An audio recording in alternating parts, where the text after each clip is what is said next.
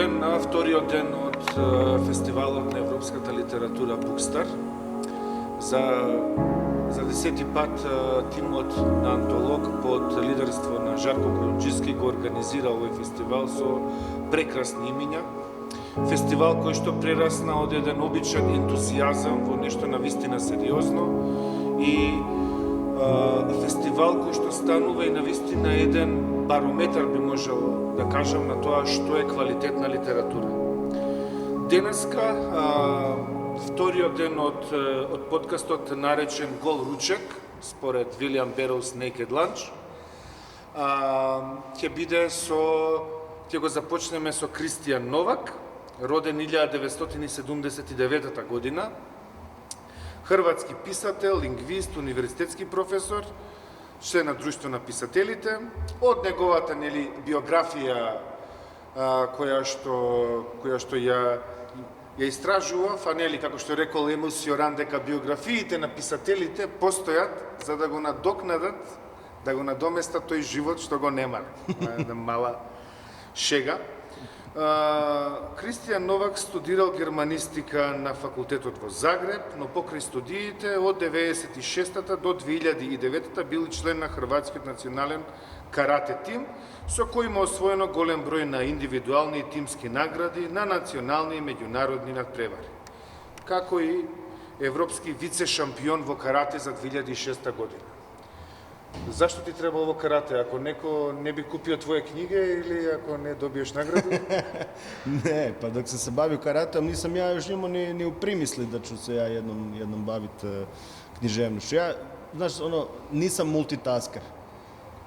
Ne mogu multitaskat. Ja kad kuham, kad stavim vodu na kuhanje, ja u tu vodu gledam.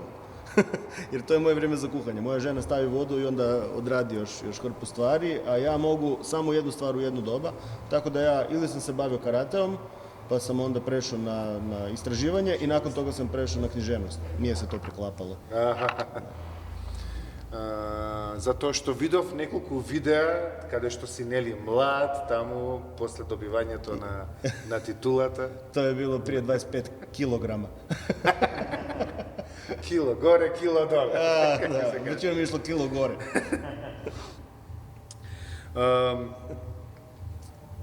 Пред 2 години имаше една преведувачка работилница во Софија, каде што беше и преведувачот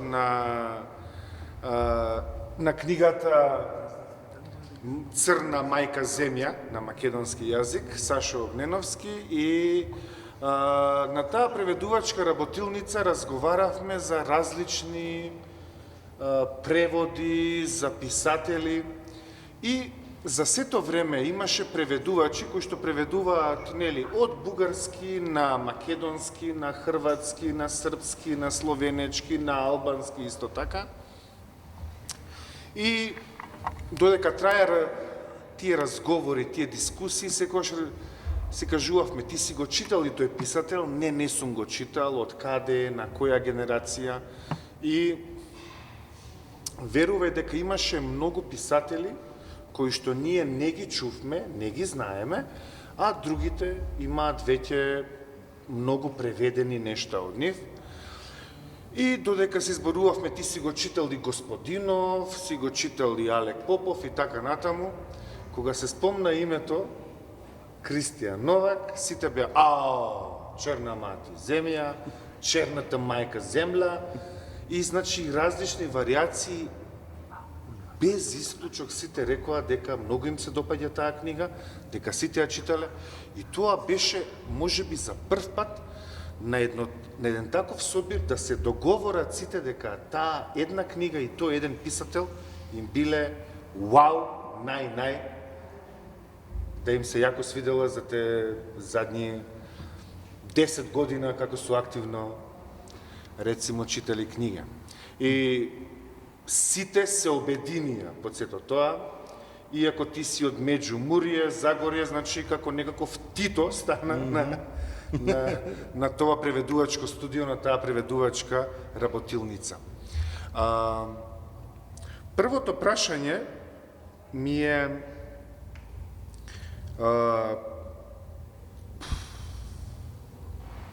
Како дојде идејата? Од каде идејата за таа книга? Таа е многу пред Циганин, али најлепши 3 години. Да. Како се роди, од каде првиот порив? To je sjajno pitanje zato što nema pravog odgovora na to. Ali ja moram zagrabiti u svoje djetinjstvo. Imam nekoliko paradoksa svojih životnih. I oba su vezana za djetinjstvo, a jedan je vezan za pisanje. Generalno sam bio dobar učenik u osnovnoj školi. Imao sam dobre ocjene i moja mama je bila stroga, samohrana majka, bilo je škola, moraš završiti, moraš se zaposliti, nema plana B za tebe. Znaš, ti se moraš sam izboriti za sebe i ne smiješ mi previše kiksati u svemu tome. Ali sam imao loše ocjene iz 2 predmeta. Jedan je bio tjelesni, fiskultura, zato jer nogomet nikak nisam mogao shvatiti. Volim nogomet, volim loptu, volim gledat nogomet, ali lopta i ja smo loša kombinacija, a taj moj učitelj tjelesnog, njemu je jedino nogomet bio bitan i stalno sam dobio loše ocjene iz toga, a drugi je bio tad još, jer sam učio za vrijeme Jugoslavije, hrvatsko-srpski jezik. I to zato što sam bio kajkavac i dijete hrvatskih gastarbajtera, dakle meni je bilo teško uopće ući u taj štokavski standard, a drugo zato što sam pisao jako loše sastavke. I moj učitelj bi meni rekao, to ti niš ne valja, ja ne razumijem uopće šta si ti htio s tim tekstom.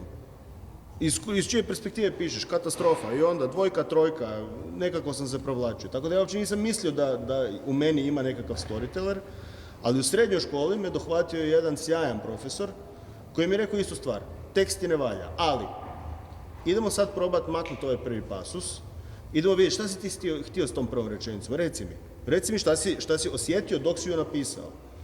Ne ide ti, dobro, probaj sad napisati na svom dijalektu. Vidiš da znaš pisati. I tako je on radio s nama i on je nas naučio pisati na način da nas je vratio na osnovne postavke.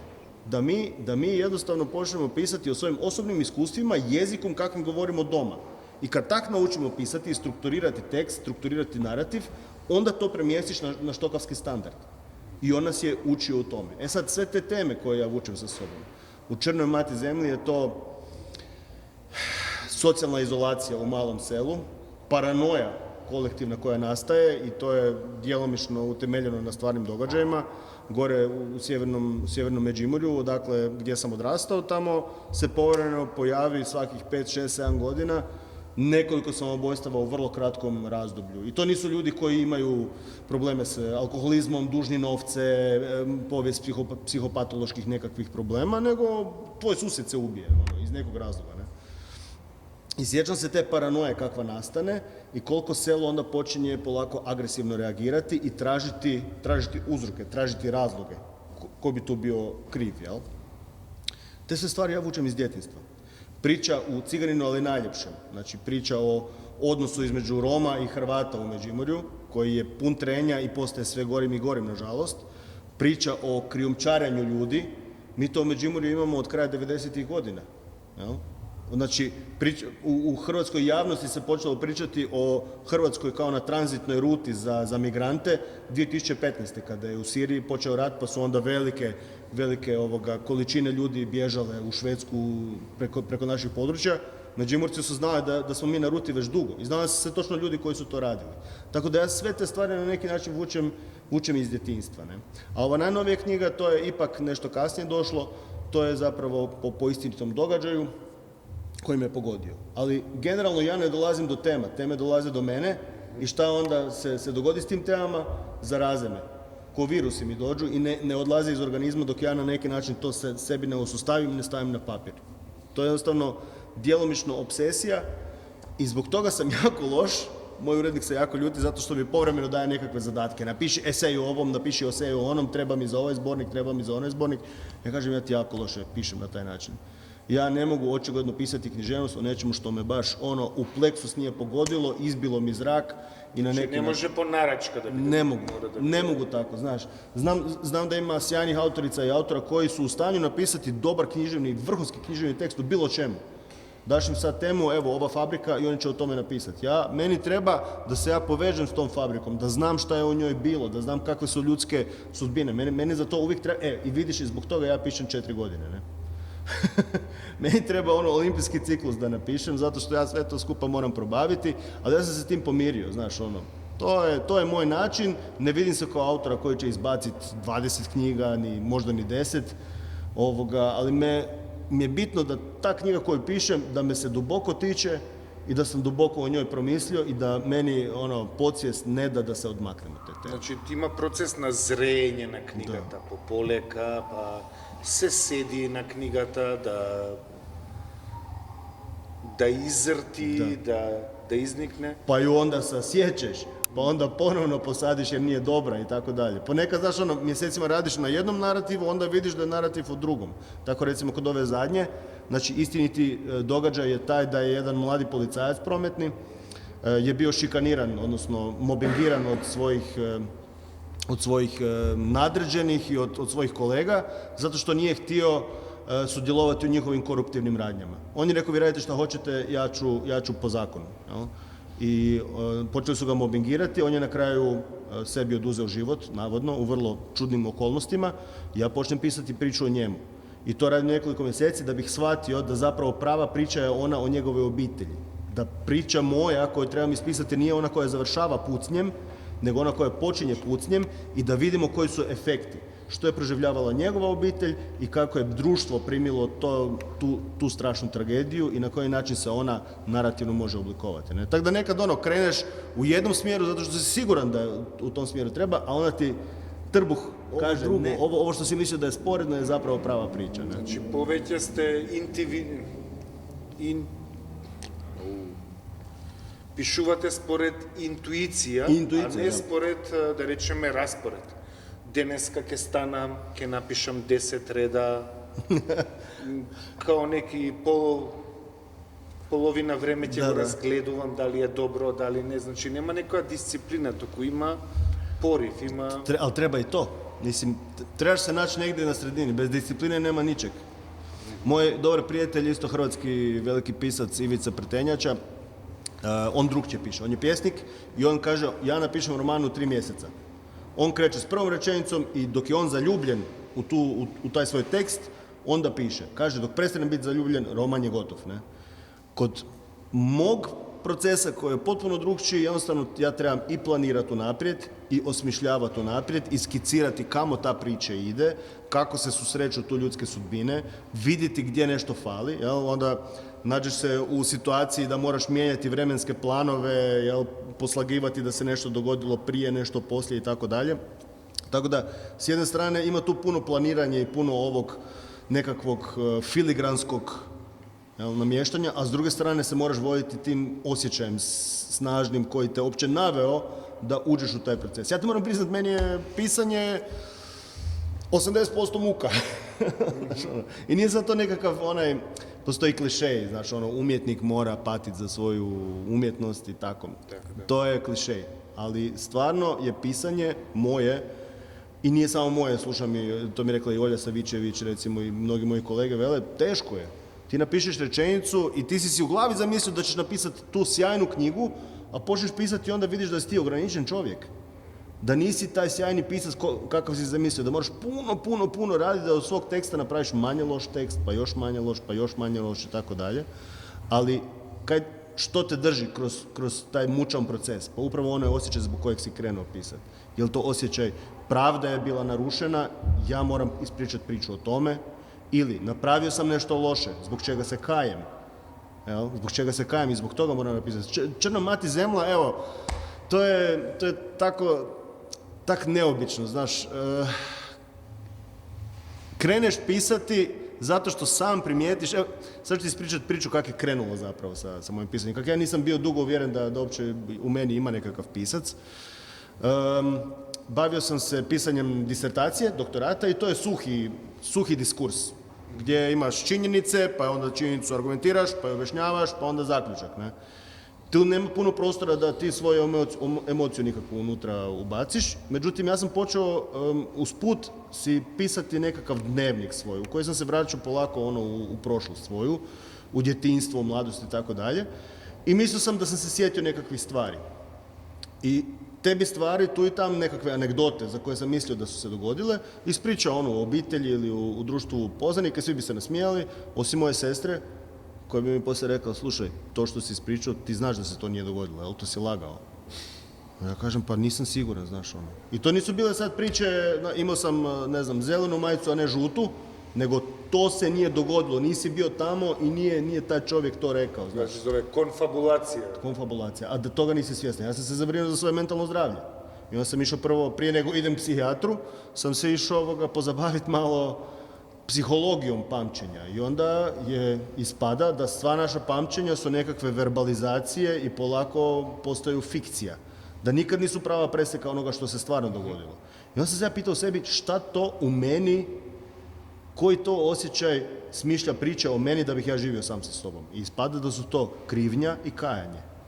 Černa mati zemlja je nastala iz te krivnje koja me i dan danas prati. Imali smo tog jednog dečka u školi kojeg smo iz nekog razloga svi maltretirali.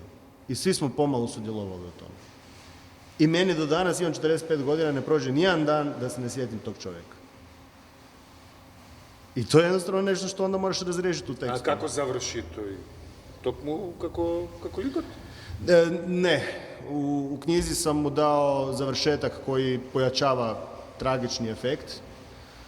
U životu je završilo odlično. On je živ i živi ispunjen život i tako dalje, ali bome smo mu napravili iz ja ne znam kakvog razloga. Djeca znaju biti okrutna, posebno kad postanu kolektiv. Smo mi, svaki njegov pokušaj da bude dobar je naišao na ismijavanje, jedva smo čekali da kiksne jer iz nekog razloga nam je bio antipatičan. I to nekako ostane. I onda se to još pojačava, pazi, ti postaneš star pa nekako si racionaliziraš, dobro bio sam dijete, sad imaš svoju djecu. I zamisliš šta da njima to neko napravi. Ili da moja djeca budu ista kao ja pa budu dio te klike koja je maltretirala nekog. Znaš te stvari iz djetinjstva nikada zapravo ne odu od nas, ne? Čini mi se. 79. 81. tako da nismo suviše... da, različiti, ne? Mislim da ja sam prošao kroz te da šta bi sad uradio da se vratim i da pomognem da. Nisam bio oni koji bija, ja sam bio na drugoj strani. I za one koji su bili baš onako bulis. Možda je...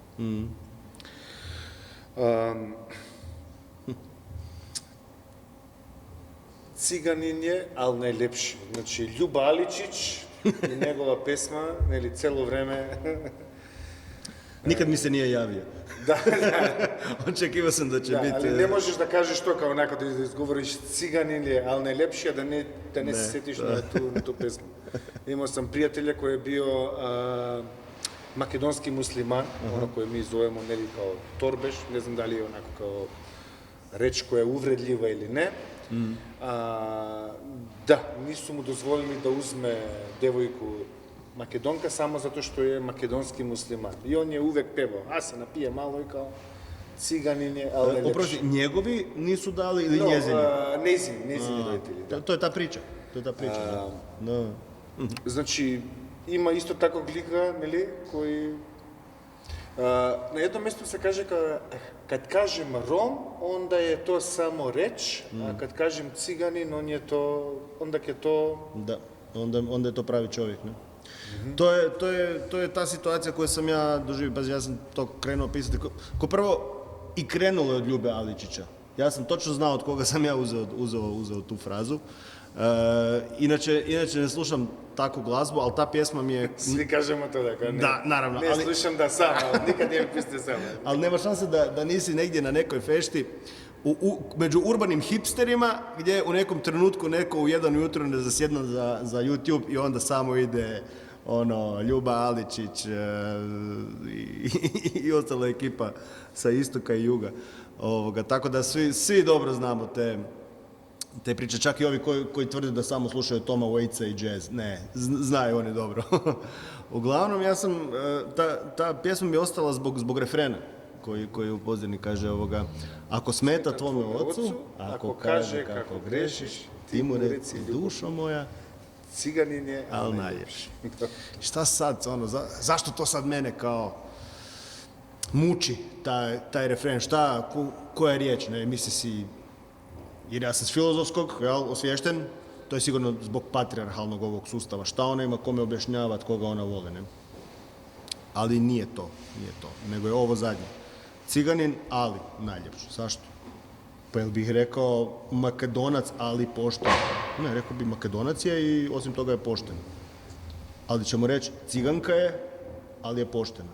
Kao da njima, zbog tog, alija, kao da smo na jezik prenijeli stereotipe koje njih odvajaju od bilo koje pozitivne osobine. I kod nas im isto kao, ali on je možda Albanac, ali je stvarno pošten čovjek.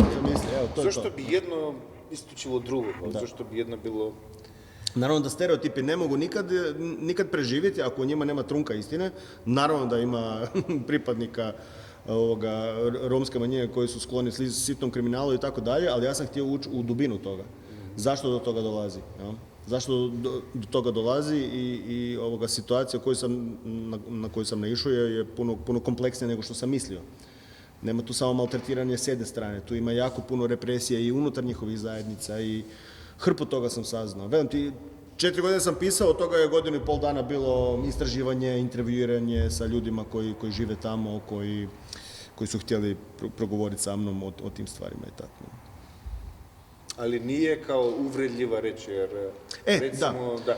Znaš Rom, ciganin, to ne želim da napravim kao neku paralelu sa endonim i egzonim. To je znači endonim Suomi, to su Finci, ali za ostatak sveta su Finci, Finlandija, Finnish people. Samo pomeđu sebe može da se narekuva Suomi. Isto kao da rečemo Albancite, pomeđu sebe go koristat zborot Šćiptar. Šćiptar, da. Ali izvana? Ne ni Šiptar, Šćiptar, so ć, što znači čovek od zemljata na Orlite. Но сите други што го употребуваат, освен што кратат една буква, не го употребуваат правилно и тогаш има пејоративна функција. Тоа е као only a ginger can call another ginger.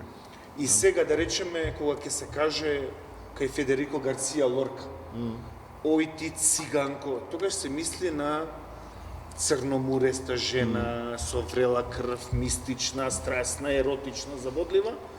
Ама, ако се користи, бегај, циган, тогаш е веќе навредлива, увредлива.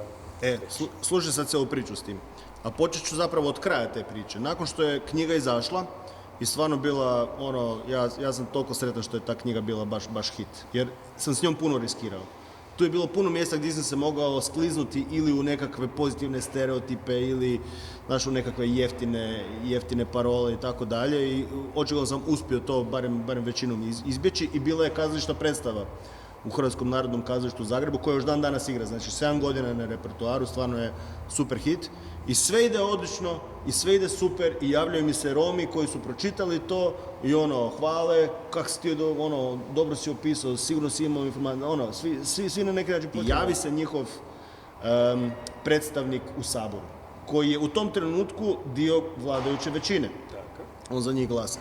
I kaže, traži da se knjiga povuče iz prodaje i da se predstava makne s repertoara. Kaže, nisam čitao knjigu, niti ne namjeravam, nisam gledao predstavu, niti ne namjeravam, ali on nema pravo koristiti riječ ciganin. Sad ja mislim, gotov sam. Ne? Mislim, sad ako se to pokrene, ću stvarno ispast kao idiot, kao Hrvat, koji je u Hrvatskoj privilegirana rasa, valjda, jel? Piše s visoka o tome. Jel? A čovjek nije ni pročitao, da zapravo Rome prikazujem kao vrlo trodimenzionalne i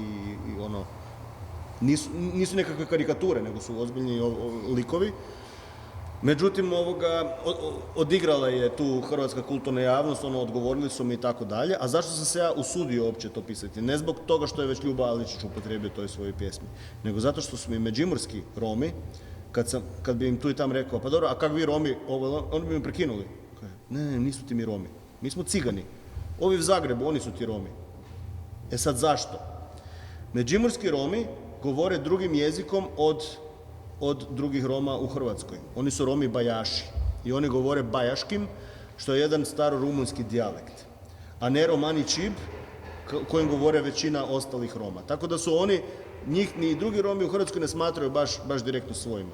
Tako da oni kažu za sebe, ja sam cigan. A to što smo mi nakalemili u međuvremenu loše stereotipe na to, to je drugo. Ne?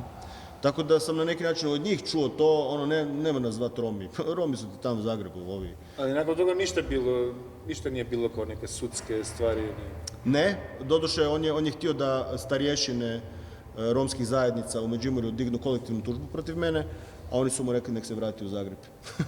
Tako da, i osim toga dobio sam jedan od najvećih komplimenata. Otac jedne mlade Romkinje koji inače kao ne čita puno, pa je pročitao tu knjigu, onda to mi je poslao kao poruku, onda je samo rekao taj ima ciganske krvi u sebi. To mi je bilo, može.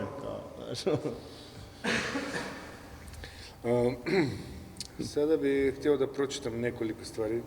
Ja se izvinjavam za moj hrvatski, jer imam padeže, brate, samo 2, kao sam ti rekao jučer. Jedan za kući, jedan za kod gosta.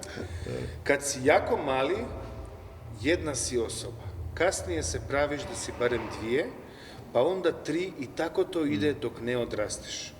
Bio sam mnogo djece, a u meni je bilo samo malo djetinjstva.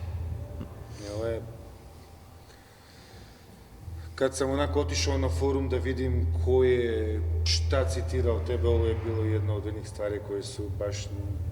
Da, to najčešće citiraju, ne? Ako čovjek nauči živjeti sam sa čitavim sobom, nositi svoje putne torbe pune potisnutih, sramotnih i teških stvari, ponekad ih otvori i pogleda, onako uzme dok treni, pogleda svu tu trulež i sve to smeće. Bolje će razumjeti, ako ništa drugo, i biti sretniji i biti fajter u životu, fer prema sebi valjda. Što god da si prošao, sada si ovdje, preživeo si, stojiš na 2 noge sa svojom bagažom i demonima. Trebaš napraviti korak i to je sve.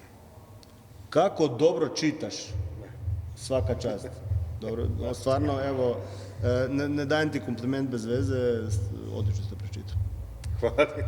Da. Kako više prevodim sa bugarskom na makedonskom, sve više zaboravljam, hrvatsko-srpski, srpsko-hrvatski, ili kako smo ga mi zvali. Da se ne zezam sad sa top lista nadrealista kad su rekli ono za koje smo mislili da su srpsko-hrvatski jezik su u stvari 6 jezika. Srpski, hrvatski, bosanski, hercegovački, crnski i gorski. Ima jedan takav klip na YouTube. Crnski i gorski. Da, crnski i gorski. Dobro. Ja inače to proučavam iz 19. stoljeća. Ja imam drugu perspektivu. Naravno da iz perspektive nas koji smo odrasli u Jugoslaviji to stvarno izgleda kao da je to taj bio jedan jezik, ali to je bio zapravo u jezičnom razvoju vrlo kratak period projekta zajedničkog jezika svih južnih Slavena, koji je imao svoju funkciju političku, ne?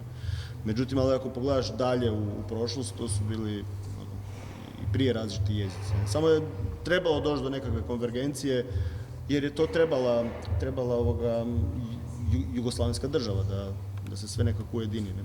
Ali tu su Makedonci i Slovenci zapravo onda ostali nepozvani gosti, ne? Ja to vidim recimo po Slovencima, kako ovi koji su recimo moja generacija ili stariji, koji su još služili vojsku u JNA, oni su naučili puno tog, u vojsci je većinom bio srpski, ne? I oni se pokušavaju sa mnom razgovarati kao na štokavskom, dok ovi mlađi više ne.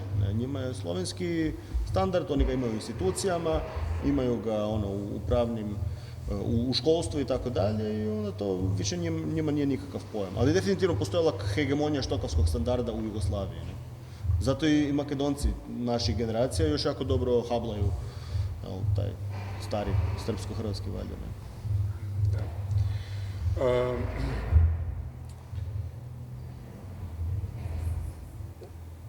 Ovaj festival je znači 100 godini od smrta na Franz Kafka, Metamorfoza. Da li možda metamorfozira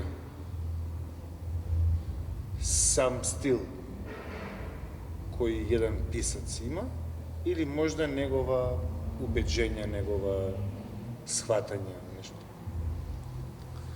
Da. I to nije samo to nije samo ograničeno na piste, čini mi se. To je ograničeno, to se može proširiti i na sve ljude i generalno i na zajednice. Ali ono što je problem, nama, iako se događaju ovakvi nagli preokreti koji nas potpuno iščaše van iz prijašnjih života, kao što se dogodilo liku upravo u Preobražaju, da se čovjek odjednom probudi i bude kukac, bude potpuno nesposoban za građanski život i osim toga bude optužen. Jel? Kukac. Da, kukac, da. I odjednom se više ne snalazi u svijetu u koji je išao zaspati. Iako nam se takve stvari događaju, mi a posteriori, kad gledamo svoj razvoj svog identiteta, imamo potrebu pričati o tome priče kao da smo vas da bili isti. Kao da ako smo i mijenjali nekakva razmišljanja, da je to došlo nekakvim blagim prelazima, ali da generalno smo mi bili isti. A zapravo se naš identitet užasno mijenja, naša razmišljanja se užasno mijenjaju. Na jedno te isto pitanje koje mi recimo danas postaviš, ja mogu danas dati jedan odgovor, sutra bih dao drugi. I to je okej, da, to je okej. To je okej. Pa nakon 10 godina je više onako sasvim prihvatljivo. Pa da, ali ono što jako čudno živimo u doba u kojoj nije čak toliko metamorfoza unutar pojedinca, nego je metamorfoza svijeta. Svijeta nad kojim mi kao obični ljudi jedva da imamo ikakav utjecaj. To je ono što me ljuti. Mi kao živimo u demokraciji, trenutno nismo izmislili bolji politički sustav od toga. A s druge strane, ja imam osjećaj da je to samo iluzija nekakvog suodlučivanja. Mene apsolutno ne zanima ko će biti predsjednik Hrvatske. Jer mislim da, evo, predsjednik Hrvatske, ovo će sad možda biti diplomatski skandal, mislim da predsjednik Hrvatske nema nikakav utjecaj ni na što. Ja? I generalno onda kad izaberemo vladu, ona odlučuje umjesto mene o nečemu i mene se kao tu i tamo pita o ovom ili onom, ali o potpuno nebitnim stvarima. O bitnim stvarima odlučuje netko drugi. I te metamorfoze su toliko postale nepredvidljive da puno pametniji ljudi od mene je ne predvide. Evo sad stalno spominjem Hararija, kojeg stvarno smatram jednim od najpametnijih mislilaca današnjice.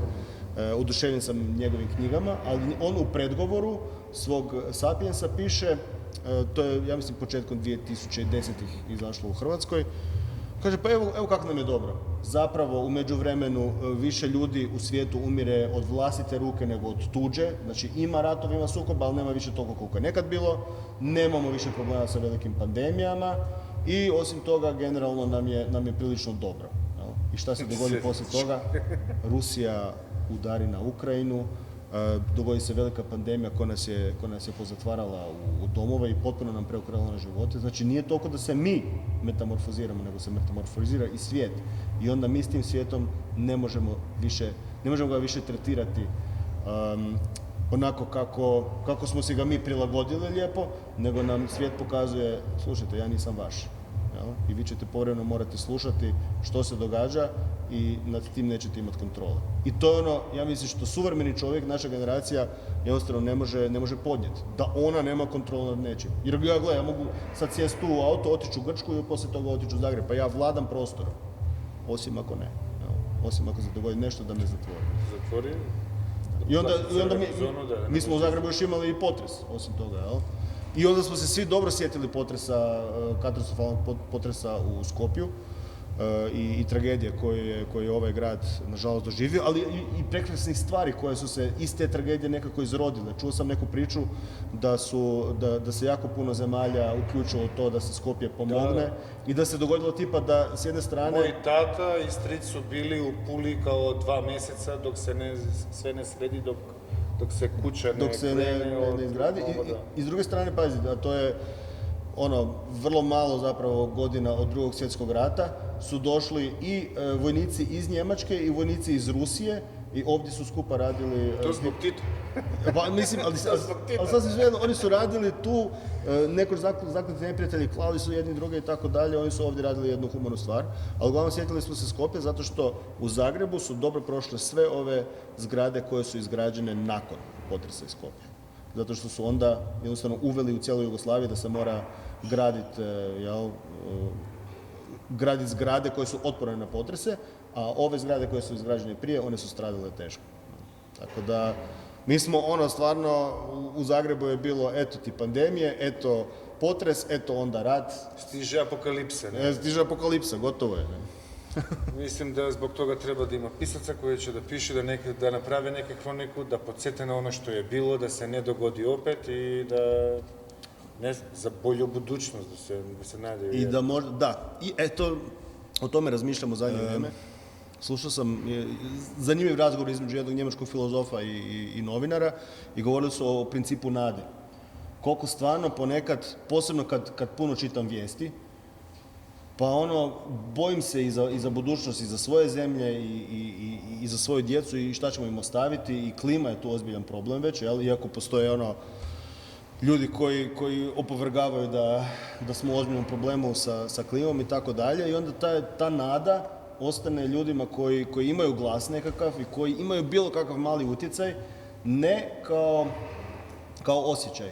Mi ne smijemo doživljavati nadu kao osjećaj, ili ga imamo ili ga nemamo, pa onda ako jedan dan pročitam dobru vijest, onda ću se nadat, a ako pročitam lošu vijest, onda će moja nada biti... Depresirati. Da, nego nada nama mora biti obaveza.